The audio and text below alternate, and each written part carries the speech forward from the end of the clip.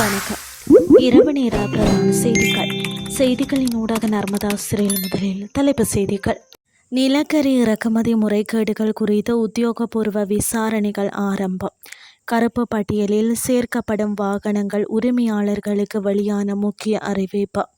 ஈரானிய வர்த்தக கப்பல் மீது அமெரிக்க கடற்படை தாக்குதல், மாயமான பணியாளர்கள். இனி விரிவான செய்திகள்.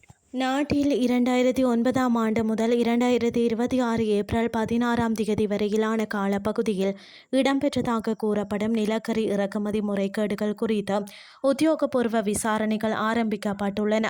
இது தொடர்பான விசாரணைகளை மேற்கொள்வதற்காக நியமிக்கப்பட்ட விசேட ஜனாதிபதி ஆணைக்குழு தனது முதற்கட்ட பணிகளை தற்போது தொடங்கியுள்ளதாக தெரிவிக்கப்படுகிறது.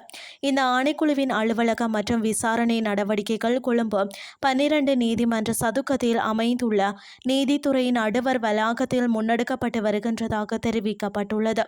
கடந்த 17 ஆண்டுகளில் நிலக்கரி இறக்குமதி, மின் உற்பத்தி மற்றும் அது தொடர்பான செயல்பாடுகள் குறித்து சந்தேகிக்கப்படும் சட்டவிரோத நடவடிக்கைகளை ஆய்வு செய்ய இந்த ஆணையகம் ஜனாதிபதியால் நியமிக்கப்பட்டுள்ளது. இவ்விடயம் தொடர்பில் தகவல்கள் அல்லது ஆதாரங்கள் கிடைக்கப்பெற்றால் அவற்றை எதிர்வரும் மே 22ஆம் தேதிக்கு முன்னர் தங்களிடம் சமர்ப்பிக்குமாறு விசாரணை ஆணைக்குழு பொதுமக்களிடம் கோரிக்கை விடுத்துள்ளது.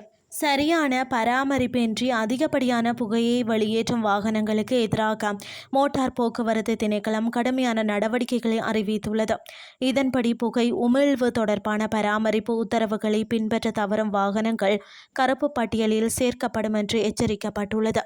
இந்த உத்தரவுகளை புறக்கணிக்கும் அல்லது மேலதிக ஆய்வுகளுக்கு சமூகமளிக்காத வாகன உரிமையாளர்கள் வருமான வரி அனுமதி பத்திரம் மற்றும் ஏனைய வாகன ஆவணங்களை பெற்றுக்கொள்வதில் பெரும் சிக்கல்களை எதிர்கொள்ள நேரிடும் என திணைக்களம் தெரிவித்துள்ளது.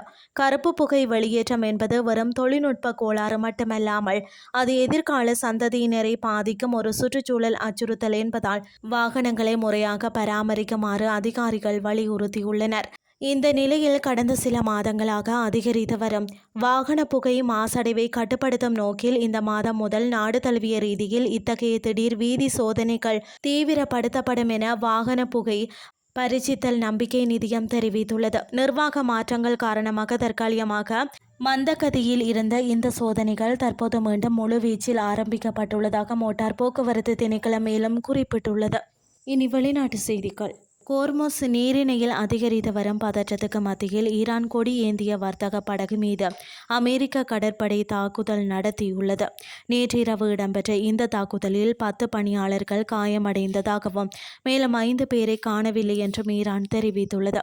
ஓமானில் உள்ள ஹோர்முஸ் நீரிணை மற்றும் மக்ரான் கடல் பகுதியில் இந்த தாக்குதல் நடந்ததாக கூறப்படுகிறது. மினாப் கவுண்டி கடல் பகுதிக்கு அருகே சென்ற ஒரு வர்த்தக கப்பல் தாக்கப்பட்டு தீப்பிடித்தது. இந்த கப்பலில் மொத்தம் 15 பணியாளர்கள் இருந்ததாகவும் அவர்களில் 10 பேர் காயமடைந்து மருத்துவமனைக்கு கொண்டு செல்லப்பட்டதாகவும் தெரிவிக்கப்படுகிறது. அதேவேளை உள்ளூர் குழுக்களும் தேடுதல் குழுக்களும் மற்ற பணியாளர்களின் நிலையை அறிய முயன்று வருகின்றன. செய்திகள் யாவும் நிறைவடைகின்றது.